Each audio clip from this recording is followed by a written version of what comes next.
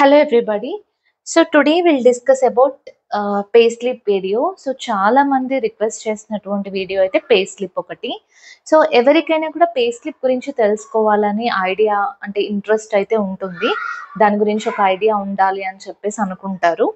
So and also ఈ payslip video చేయడానికి reason ఏంటి అంటే ఇది ఎగ్జామ్కి ముందు చేస్తే మీకు కూడా మోటివేటింగ్గా ఉంటుంది అండ్ ఎంకరేజ్మెంట్గా ఉంటుంది అని చెప్పేసి ఈ వీడియో చేయాలని డిసైడ్ అయ్యాను. So without late will get in to the video. So first of all AIIMS nursing officer pay slip ఇది వచ్చేసి మనకి స్టార్టింగ్ శాలరీ అండి. అంటే మనకి జాబ్ వచ్చిన తర్వాత అసలు శాలరీ ప్యాటర్న్ అనేది ఎలా ఉంటుంది అండ్ చాలా మంది అడిగారు మన పే స్కేల్ ఏంటి అని చెప్పేసి. మన పే స్కేల్ వచ్చేసి లెవెల్ 7 అండి. సో ఈ లెవెల్ 7లో సెల్ 1 సెల్ 2 అని చెప్పేసి ఉంటాయి. Like cell 1 cell 2 cell 3 cell 4 అని ఇలా ఉండడం జరుగుతుంది. అండ్ ఇయర్లీ మనకి సెల్ అనేది చేంజ్ అవుతుంది. ఫర్ ఎగ్జాంపుల్ ఇప్పుడు మనకి జాబ్ వచ్చింది అనుకోండి, మనం సెల్ 1లో ఉంటాము అండ్ ఆఫ్టర్ 1 ఇయర్ మనం సెల్ 2కి వెళ్ళిపోతాం. అంటే ఇక్కడ ఇంక్రిమెంట్ అనేది ఉంటుంది మనకి, లైక్ 1000 1500 అలా ఇంక్రిమెంట్ అయితే ఇవ్వడం జరుగుతుంది. సో అలా ఎవ్రీ ఇయర్ మనకి ఇంక్రిమెంట్ అనేది జనవరిలో ఉంటుంది, లేదంటే జూన్లో ఉంటుంది. అంటే అది మనం జాయిన్ అయ్యేదాన్ని బట్టి డిసైడ్ చేస్తారు. సో ఇక్కడ వచ్చేసి మనకి పే స్కేల్ అయితే లెవెల్ 7 ఉంటుంది. అండ్ ఫస్ట్ దీంట్లో అసలు ఎలాంటి కాంపోనెంట్స్ ఉన్నాయో చూద్దాం ఒకసారి. ఫస్ట్ మన బేసిక్ పే వచ్చేసి 44,900. ఇది మన బేసిక్ పే, అంటే మన స్టార్టింగ్ పే వచ్చేసి 44,900 అండ్ ఇంక్లూడింగ్ ఆల్ దీస్, అంటే ఇవన్నీ కూడా మనకి అలవెన్సెస్ అండి. ఇక్కడ డిఏ అంటే డియర్నెస్ అలవెన్స్.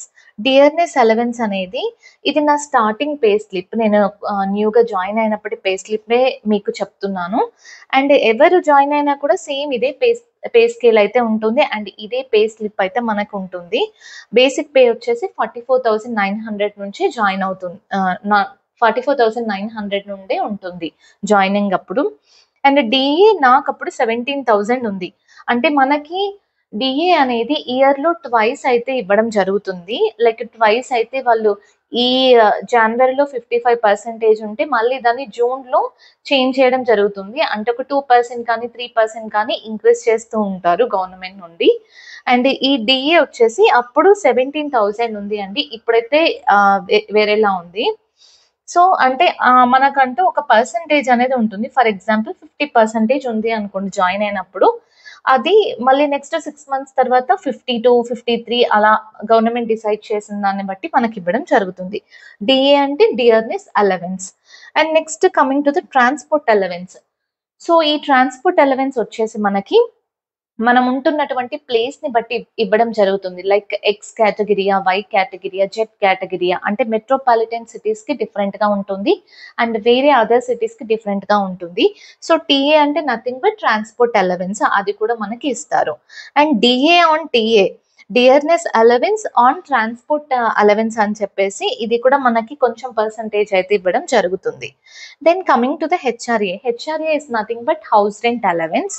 సో ఈ హౌస్ రెంట్ అలవెన్స్ వచ్చేసి నేను కొత్తగా జాయిన్ అయినప్పుడు 12,000 ఉంది అండి. ఇప్పుడైతే మళ్ళీ డిఫరెంట్గా ఉంది.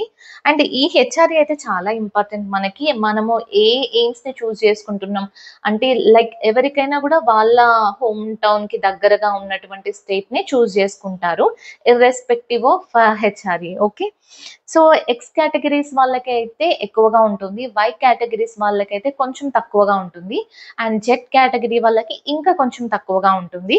So present AIIMS Bibinagar comes under X category. So X category వాళ్ళకి హెచ్ఆర్ఏ అయితే బెటర్గా ఉంటుంది. Then nursing allowance. ఎన్ని అంటే నర్సింగ్ అలవెన్స్ అండి. ఈ నర్సింగ్ అలవెన్స్ కూడా మనకి ఇంత పర్సంటేజ్ అని ఎవ్రీ మంత్ అయితే ఇవ్వడం జరుగుతుంది.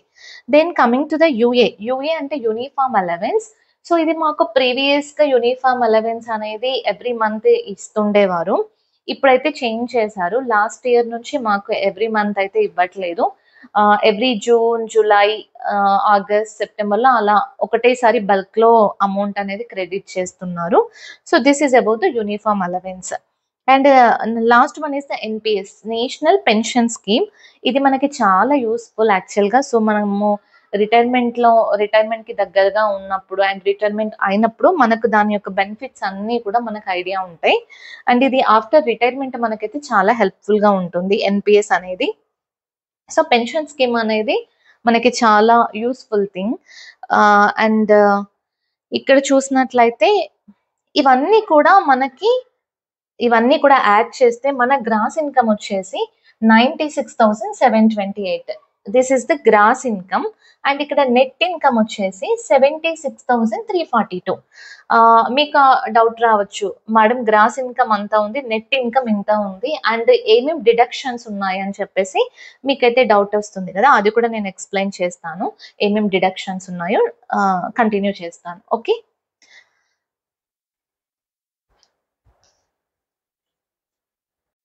సో, ఇక్కడ క్లియర్‌గా చూస్తున్నారు కదండీ! ఇదైతే ఏప్రిల్ 2025 పే స్లిప్.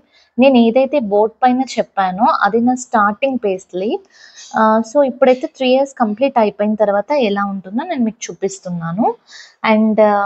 అండ్ ఇంకొకటి చూసారు కదా! ఇక్కడ లెవెల్స్ 7 సెల్ 4. నేను ముందు వీడియోలో చెప్పినట్టుగా మీకు సెల్ అనేది చేంజ్ అవుతూ ఉంటుంది. మన ఎక్స్‌పీరియన్స్ పెరుగుతున్న కొద్దీ అండ్ ఇయర్స్ పోతున్న కొద్దీ మనకి ఇంక్రిమెంట్ రావడం జరుగుతుంది. సో, ప్రెజెంట్ అయితే సెల్ 4. ఇది 3 ఇయర్స్ కంప్లీట్ అయిన తర్వాత పే స్లిప్ ఎలా ఉంటుందో నేను మీకు చూపిస్తున్నాను. Okay. And same basic pay వచ్చేసి మనకి ఇంక్రీజ్ అవ్వడం జరుగుతుంది. 49,000కి వచ్చేసింది.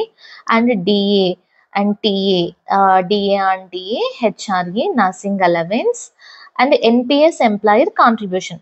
సో, నేను ముందు బోర్డ్ పైన చెప్పిన దాంట్లో నేను ఓన్లీ మీకు గ్రాస్ పే గురించి అండ్ నెట్ ఇన్‌కమ్ గురించి మాత్రమే చెప్పాను. డిడక్షన్స్ గురించి అయితే చెప్పలేదు కదా!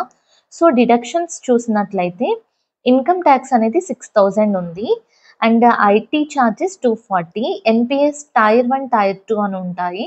సో, టైర్ 1ని మోస్ట్‌లీ అందరికి టైర్ 1ఏ ఉంటుంది. అది 7,595 కట్ చేస్తారు. Then CGHS amount. సీజీహెచ్ఎస్ అంటే లైక్ ఈహెచ్ఎస్ స్కీమ్స్ ఉంటాయి కదా! సో, ఇది కూడా ఒక హెల్త్ స్కీమ్ మనకి. ఇది ఎవ్రీ మంత్ 650 రూపీస్ అయితే కట్ అవ్వడం జరుగుతుంది. And NPS employer contribution deduction. So, ఏదైతే ఇక్కడ మనకి కాంట్రిబ్యూట్ అవ్వడం జరిగిందో ఆ సేమ్ అమౌంట్ అనేది ఇక్కడ వాళ్ళు డిడక్ట్ చేయడం జరుగుతుంది. మీరు క్లియర్‌గా చూస్తున్నారు కదా! అండ్ ప్రొఫెషనల్ ట్యాక్స్ అని అందరికీ కట్ చేస్తారు 200 రూపీస్. సో, టోటల్ డిడక్షన్స్ వచ్చేసి మనకి 25,318. సో, ఆఫ్టర్ ఈ డిడక్షన్స్ తర్వాత ఆఫ్టర్ 3 ఇయర్స్ సాలరీ అయితే మీకు ఇంత రావడం జరుగుతుంది. ఓకే. సో, యాక్చువల్‌గా ఈ పే స్లిప్ గురించి అసలు ఎవ్వరు మీకు డీటెయిల్‌గా చెప్పరు. అండ్ జెన్యూన్‌గా కూడా మీకు ఎవ్వరు కూడా చెప్పరండి.